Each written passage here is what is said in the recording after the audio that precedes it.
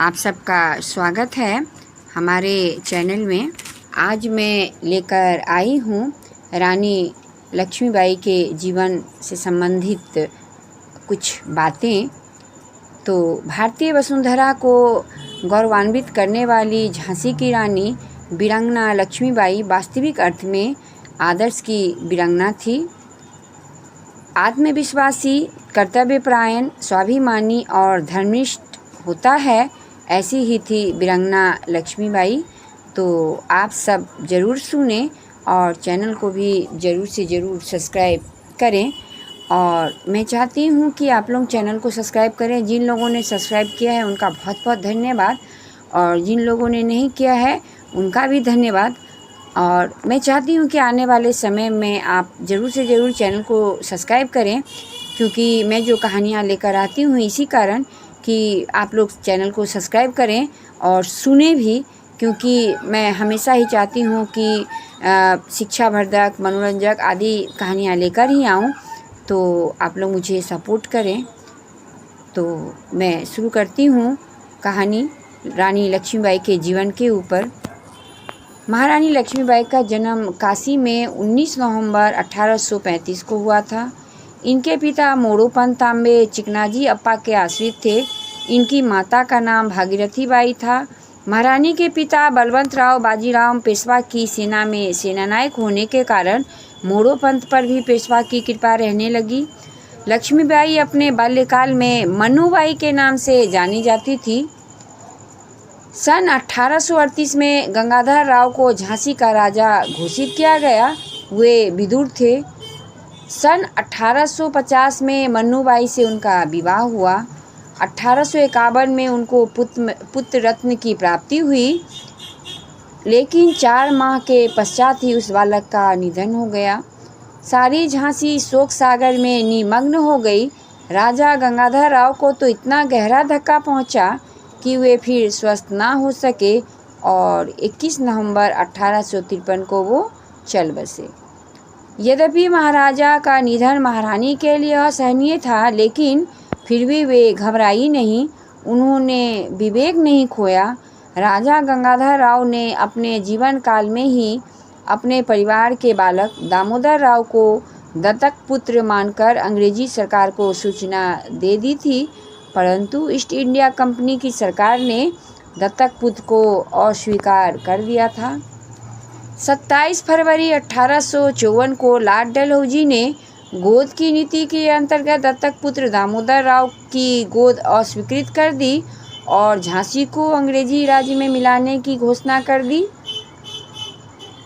Political agent की सूचना पाते ही रानी के मुंह से यह वाक्य प्रस्फुटित हो गया, मैं अपनी झांसी नहीं दूंगी। 7 मार्च 1854 को झांसी पर अंग्रेजों का अधिकार हुआ। झांसी की रानी ने पेंशन अस्वीकृत कर दी व नगर के राजमहल में निवास करने लगी।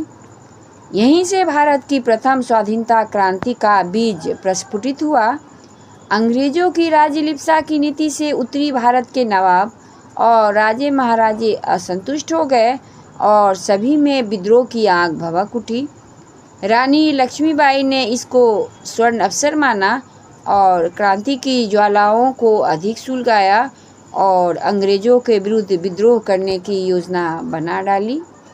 नवाब वाजिद अली शाह की बेगम हजरत महल, अंतिम मुग़ल सम्राट की बेगम जीनत महल और स्वयं मुग़ल सम्राट बहादुर शाह, नाना साहब के वकील अजीमुल्ला, शाहगढ़ के राजा, बानपुर के राजा मर्दन सिंह और तात्या टोपे आदि सभी महारानी के इस कार्य में सहयोग देने का प्रयत्न करने लगे।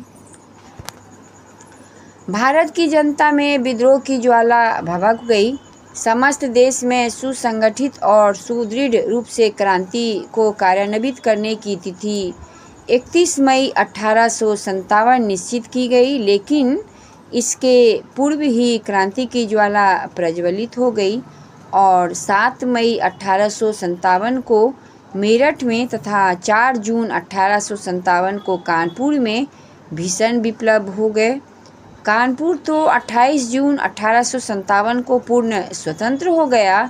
अंग्रेज़ों के कमांडर सर हीरोज़ ने अपनी सेना को सुसंगठित कर विद्रोह दबाने का प्रयत्न किया। उन्होंने सागर, गढ़कोटा, शाहगढ़, मदनपुर, मडखेड़ा, बानपुर और तालबेहट पर अधिकार किया और अत्याचार किए। फिर अपनी झांसी की ओर अपना कदम बढ़ाया और अपना मोर्चा पहाड़ी के मैदान में पूर्व और दक्षिण मध्य में लगा दिया।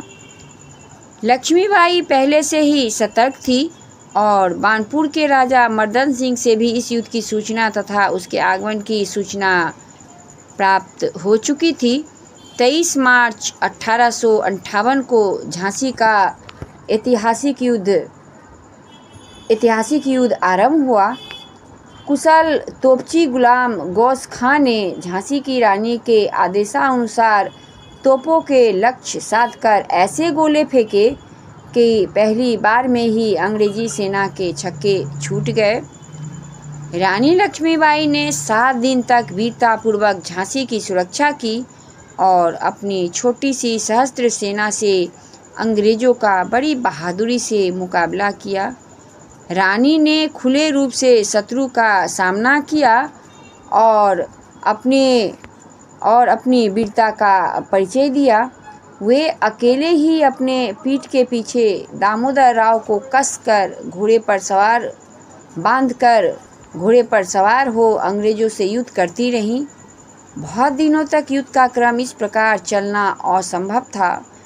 सरदारों का आग्रह मानकर रानी ने कालपी प्रस्थान किया। वहां जाकर वे शांत नहीं बैठी।